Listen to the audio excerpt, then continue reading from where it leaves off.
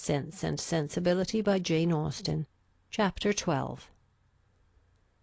As Elinor and Marianne were walking together the next morning, the latter communicated a piece of news to her sister, which, in spite of all that she knew before of Marianne's imprudence and want of thought, surprised her by its extravagant testimony of both.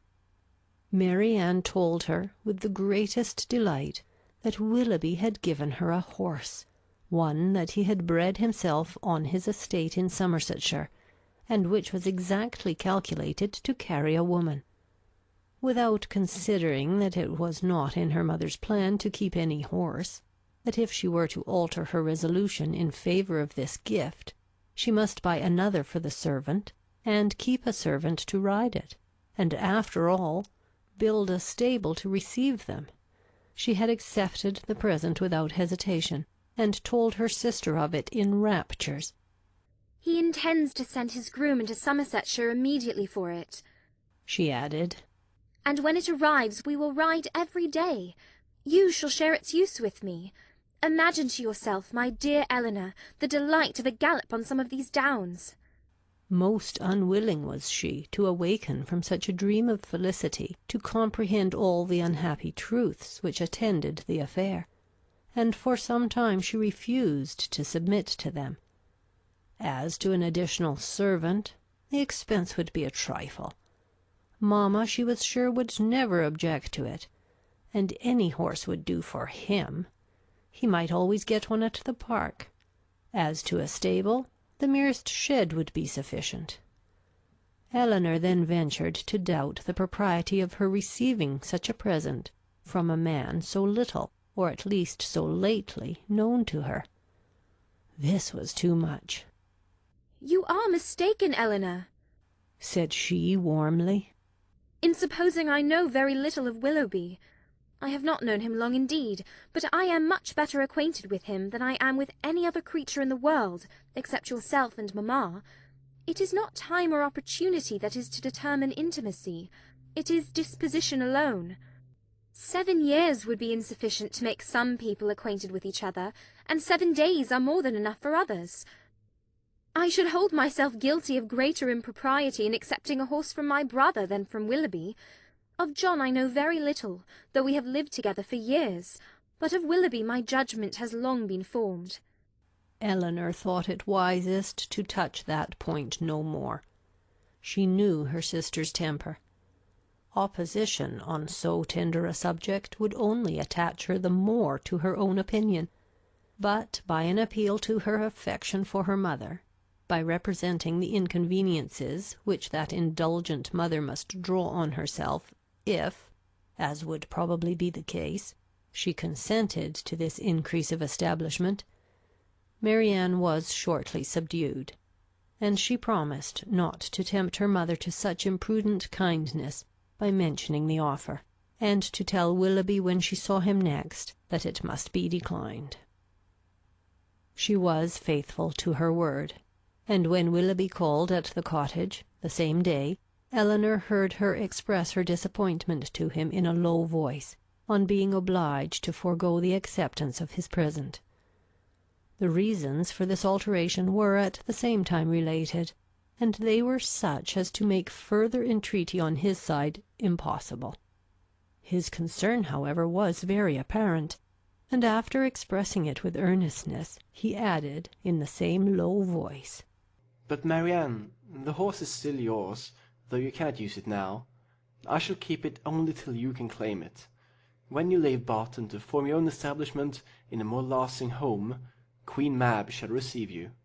This was all overheard by Miss Dashwood, and in the whole of the sentence, in his manner of pronouncing it, and in his addressing her sister by her Christian name alone, she instantly saw an intimacy so decided, a meaning so direct, as marked a perfect agreement between them. From that moment she doubted not of their being engaged to each other, and the belief of it created no other surprise than that she or any of their friends should be left by tempers so frank to discover it by accident. Margaret related something to her the next day which placed this matter in a still clearer light.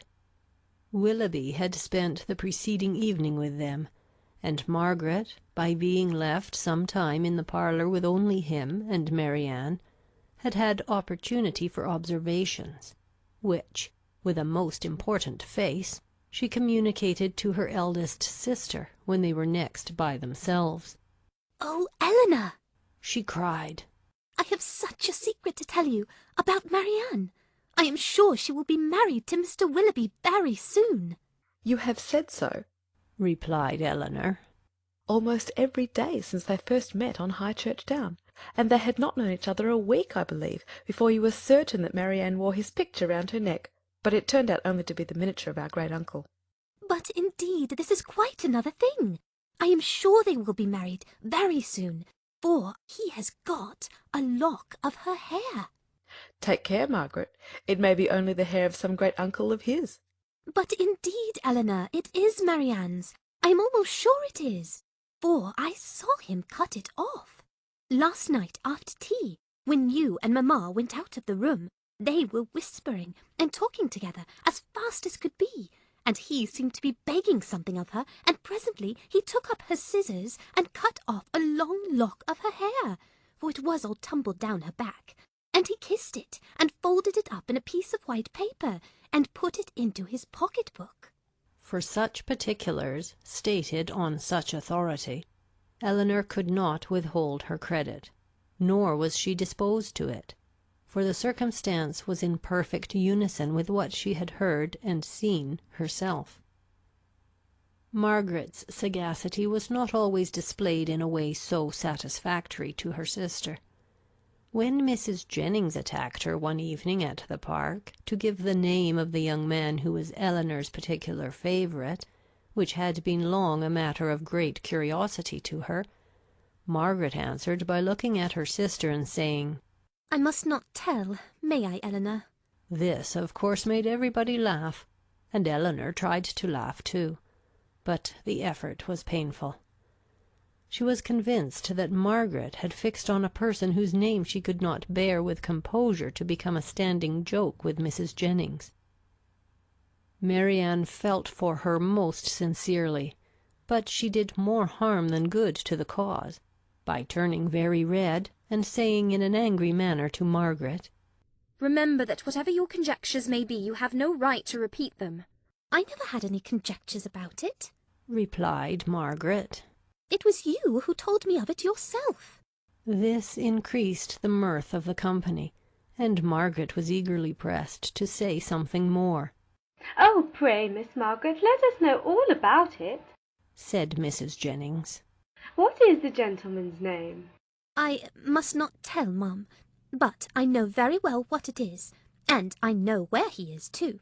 "Yes, yes, we can guess where he is. At his own house at Norland, to be sure. He is the curate of the parish, I dare say." "No, that he is not. He is of no profession at all."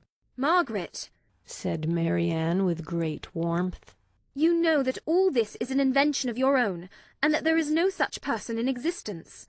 "Well, then, he is lately dead, Marianne, for I am sure there was such a man once, and his name begins with an F." Most grateful did Elinor feel to Lady Middleton for observing at this moment that it rained very hard, though she believed the interruption to proceed less from any attention to her than from her ladyship's great dislike of all such inelegant subjects of raillery as delighted her husband and mother. The idea, however, started by her, was immediately pursued by Colonel Brandon, who was on every occasion mindful of the feelings of others, and much was said on the subject of rain by both of them. Willoughby opened the pianoforte, and asked Marianne to sit down to it, and thus, amidst the various endeavours of different people to quit the topic, it fell to the ground.